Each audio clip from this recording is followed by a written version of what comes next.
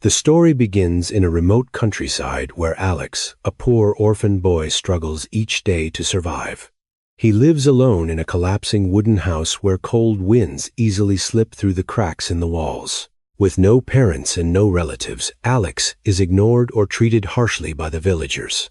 Despite the extreme hardship of his life, Alex maintains a small but powerful habit. He talks to God in simple prayers, not asking for wealth, but only asking not to be forgotten. One scorching afternoon, Alex works for Mr. Carter, a very strict man. Under the burning heat, Alex's small body strains to carry firewood, haul water, and lift heavy sacks. At the end of the day, his payment is only a small bag of food. To Alex, this bag is not just food, it is a precious treasure that helps him endure his hunger.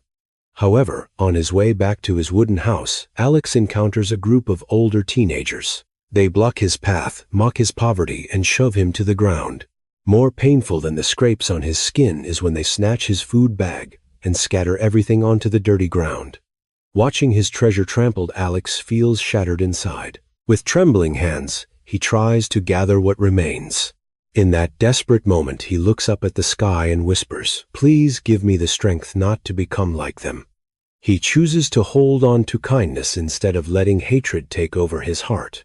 With a heavy heart, Alex walks along a narrow path beside a quiet river. There he sees an old man sitting wearily on a rock. The old man looks exhausted and frail, softly asking whether Alex has anything to share, as he has not eaten all day. Alex stands still, looking at the small dirt-stained bag of food he has just managed to collect. He hesitates, for he himself is hungry and tired after a long day.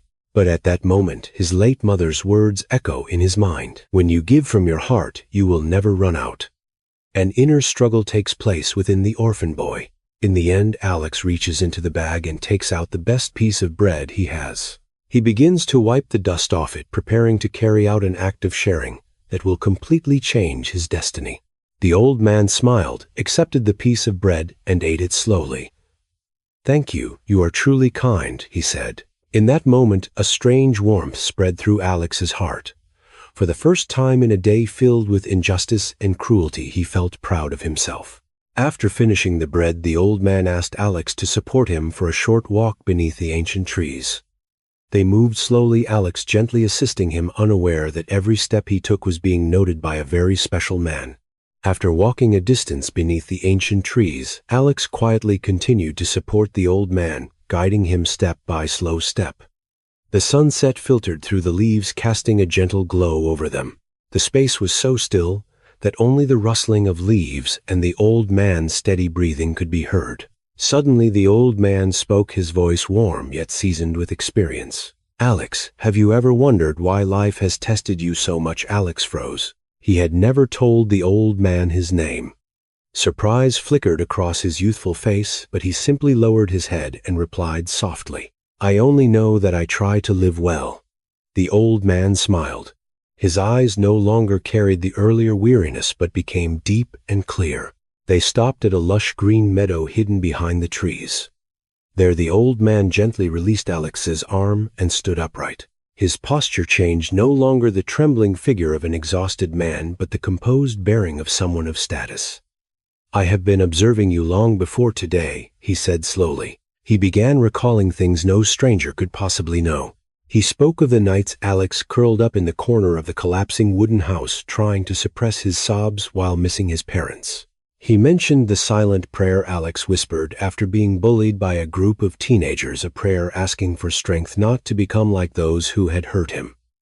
He even spoke of the days Alex worked to exhaustion in Mr. Carter's fields, sweat soaking through his shirt. "I saw you choose kindness when you had every reason to resent," he said. Alex's heart pounded.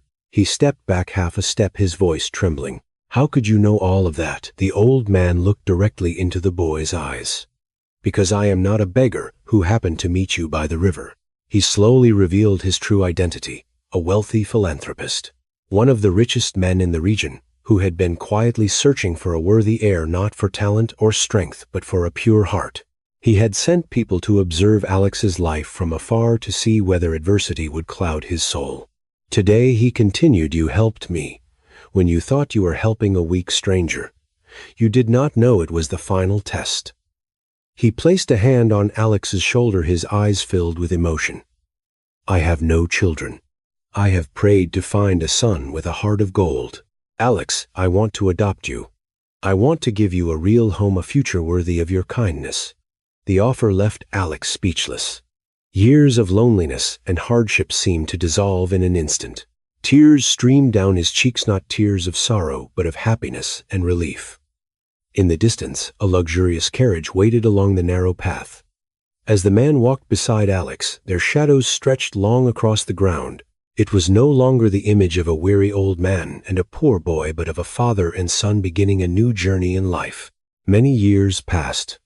The once poor countryside had changed in many ways, yet the story of the orphan boy Alex was still passed from person to person.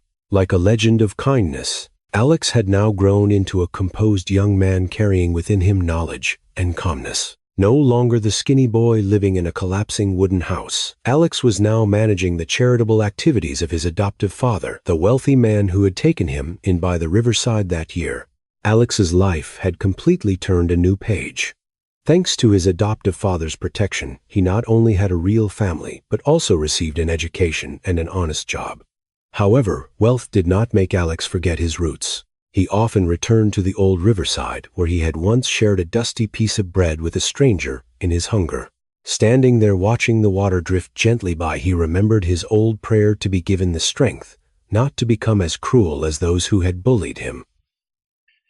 One afternoon, Alex unexpectedly met Mr.